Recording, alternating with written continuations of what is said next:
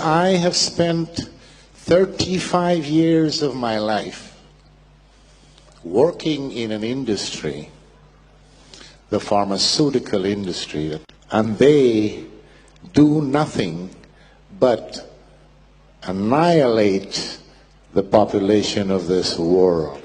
And why do they do that? Because they want to make money, money, money, money, money. They don't care about your lives. They only care about their wallets. My hands are just as dirty as these people. The pharma industry gave me a good job. And I felt that I was in medicine because that's what I studied. So I started as a salesman. And as I moved up in my career, where I eventually became a director for a company in Sweden, the affiliate company of one of the largest and most evil pharma corporations in the world, Eli Lilly and Company, because I was part of the evil. I had a career. I did a lot of bad things.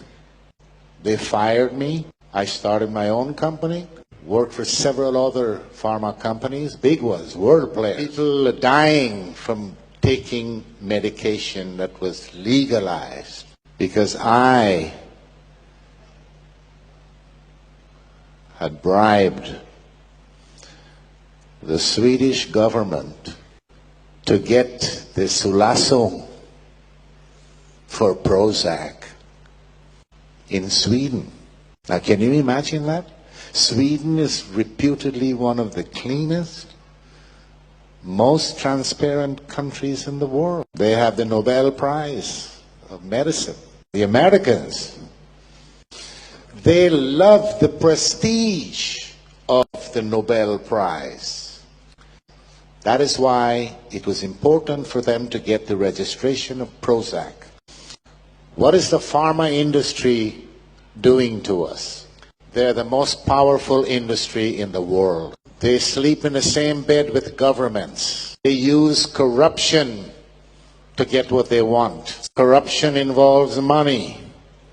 They have lots and lots and lots of money, and that is how they make their money. They also kill more people than the wars we have in the world. We need the pharma industry because there are some good things out there, but most of it is rubbish.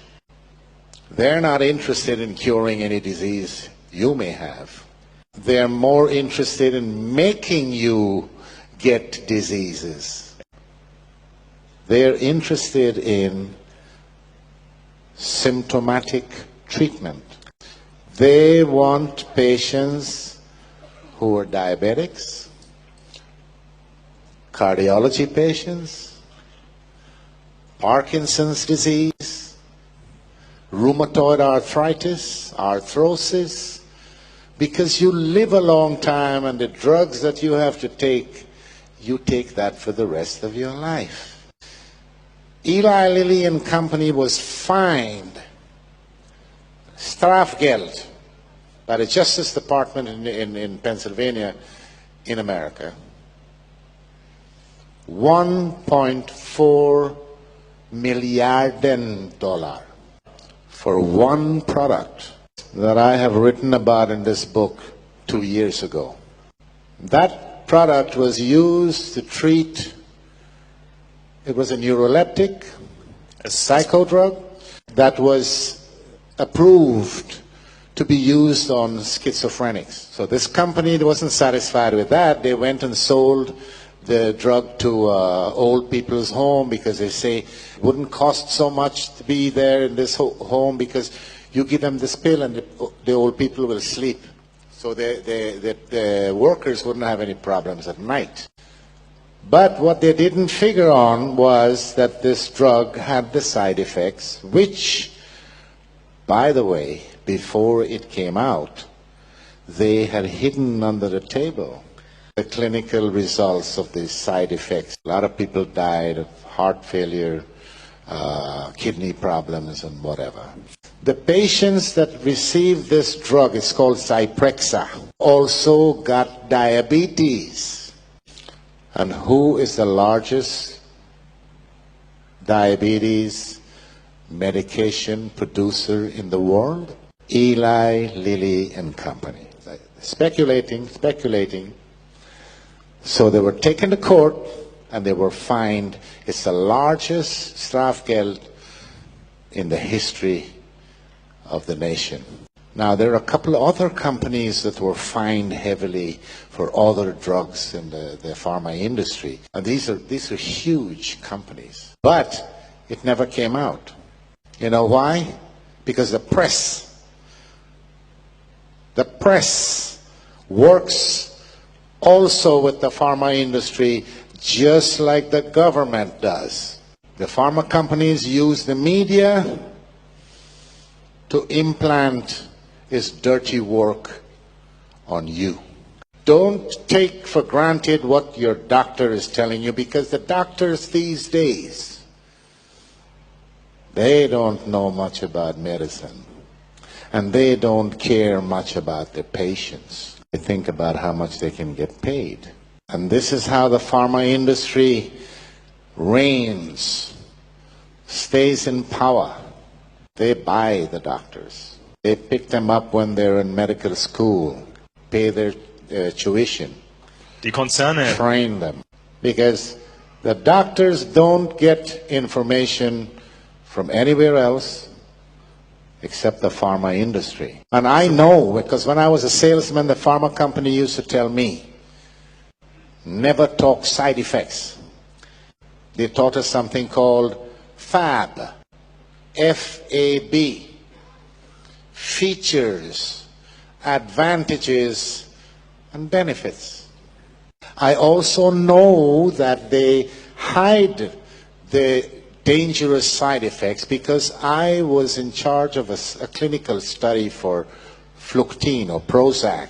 When the doctors came rushing into my office one day because we were running a small trial in one of the largest hospitals in Stockholm. The first week they started the trial, 2 of the patients tried to commit suicide.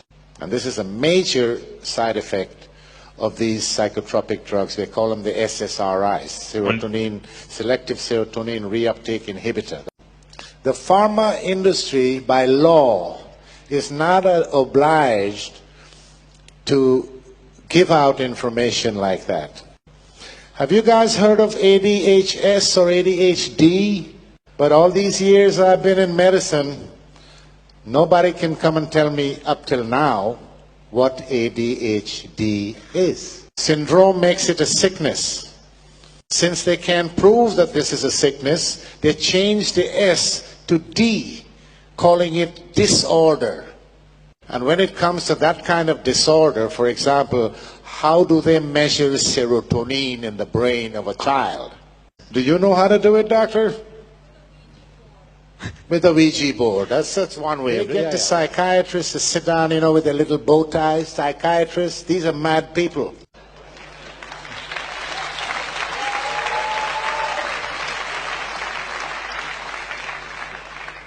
They sit every year, and they sit in a room, and they make up what they call the Bible for psychiatry, the DSM.